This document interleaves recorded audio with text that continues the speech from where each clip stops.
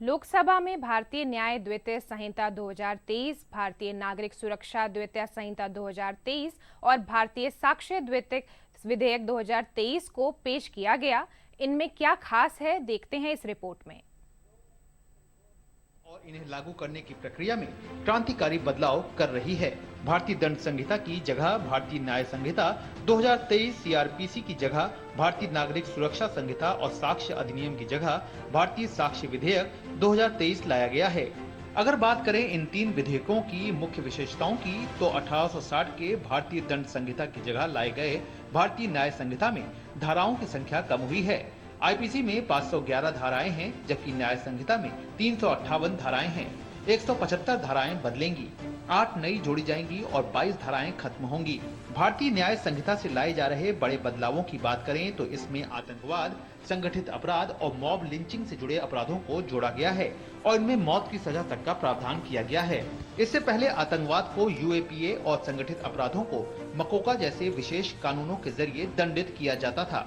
आतंकवाद को परिभाषित करते हुए देश की एकता, अखंडता और सुरक्षा को खतरे में डालना, आम जनता को डराना या सार्वजनिक व्यवस्था को बिगाड़ना आतंकवाद माना गया है। इसके लिए मौत या उम्र कैद का प्रावधान किया गया है।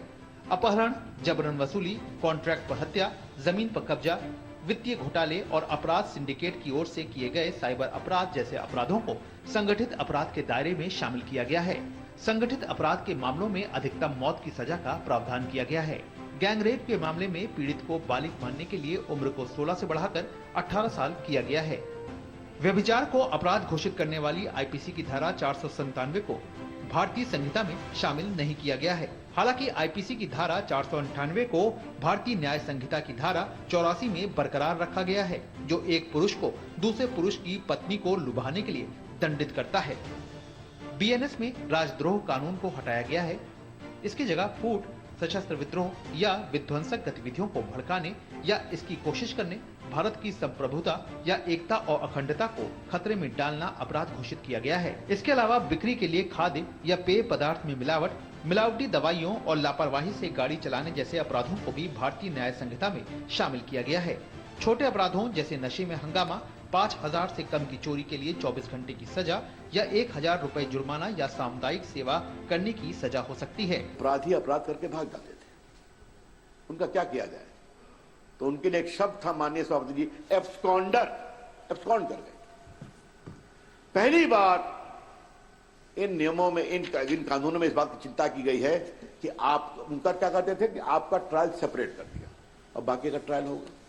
तो बाकी वाले कहते थे कि भाई हम तो कॉन्स्पिरेसी के तो मेन वो हैं, वो लंदन और अफ्रीका में बैठे हैं, दुबई में और अमेरिका में, कनाडा में, तो हमारा ट्रायल कैसे करेंगे? तो लड़क जाया करता था। अब है उनका ट्रायल सेपरेट नहीं होगा, उनका भी ट्रायल होगा, जो कहते हैं ट्रायल इन एब्सेंशिया, उनको सजा मिलेगी। चाहे तो अपील कर सकते हैं, तो अपील करना पड़ेगा, तो हिंदुस्तान वापिस आना पड़ेगा। इस तरह सीआरपीसी में भी कई बड़े बदलाव किए गए हैं और नागरिक सुरक्षा संहिता में अब 533 धाराएं बचेंगी, 160 धाराएं बदलेंगी, 9 नई जुड़ेंगी और 9 खत्म होंगी। अगर बात करें बिल की मुख्य बातों की, तो अब नागरिक किसी भी पुलिस स्टेशन में एफआईआर दर्ज करा सकेंगे, चाहे उनका अधिकार क्षेत्र कुछ भी हो। एफआईआर दर्ज करने से लेकर केस जारी के रखरखाव से लेकर आरोप पत्र दाखिल करने और फैसला सुनाने तक की पूरी प्रक्रिया का डिजिटलीकरण होगा। एफआईआर के 90 दिनों के भीतर अनिवार्य रूप से चार्जशीट दाखिल की जाएगी। न्यायालय ऐसे समय को 90 दिनों के लिए और बढ़ा सकता है, जिससे जांच को समाप्त करने की कुल अधिकतम अवधि 180 दिन हो जाएगी। बलात्कार पीड़ितों की जांच करने वाले चिकित्सकों को 7 दिनों के भीतर जांच अधिकारी को अपनी रिपोर्ट सौंपनी होगी। आरोप पत्र प्राप्त होने के 60 दिनों के भीतर अदालतों को आरोप तय करने का काम पूरा करना होगा। बहस पूरी होने के 30 दिनों के भीतर फैसला देना। फैसला सुनाए जाने के 7 दिनों के भीतर अनिवार्य रूप से ऑनलाइन उपलब्ध कराया जाएगा। 7 साल से अधिक की सजा वाले अपराधों के लिए फॉरेंसिक टीमों को अनिवार्य रूप से अपराध स्थलों का दौरा करना होगा। 7 साल या उससे अधिक की सजा वाला कोई भी मामला पीड़ित को सुनवाई का अवसर दिए बिना वापस नहीं लिया जाएगा। मृत्यु दंड की सजा को अधिकतम आजीवन कारावास में बदला जा सकता है। आजीवन कारावास की सजा को अधिकतम 7 साल के कारावास में बदला जा सकता है और 7 साल की सजा को 3 साल के कारावास में बदला जा सकता है। अंग्रेजों के द्वारा जो कानून बनाया गया था वो था Indian penal code. Aim and object उस कानून का जो था वो पनिशमेंट देने का था, और अब एम एंड ऑब्जेक्ट इस कानून का जो है भारतीय न्याय संहिता, वो न्याय करने का है, जस्टिस करने का है। और दूसरा अगर हम देखेंगे, नागरिकों के लिए, सुरक्षा के लिए किसी तरह से वो असुरक्षित महसूस नहीं करें, ये सोच और ब्रिटिश की सोच में, कॉलोनियल सोच में ये बहुत बड़ा फर्क है। पहले क्रिमिनल प्रोसीजर कोड था, अब भारतीय नागरिक सुरक्षा संहिता है। किसी भी अपराध में शामिल होने के लिए जब्त किए गए वाहनों की वीडियोग्राफी अनिवार्य होगी, जिसके बाद मुकदमे की लंबित अवधि के दौरान जब्त किए गए वाहन के निपटान को सक्षम करने के लिए अदालत में एक प्रमाणित प्रति प्रस्तुत की जाएगी। ये तीनों बिल 11 अगस्त को मानसून सत्र के दौरान संसद में पेश किए गए थे, जिसके बाद तीनों विधेयकों को विस्तृत मूल्यांकन के लिए संसद की गृह कार्य संबंधी स्थायी समिति के पास भेजा गया और समिति को 3 महीने के भीतर अपनी रिपोर्ट सौंपने के लिए कहा गया था।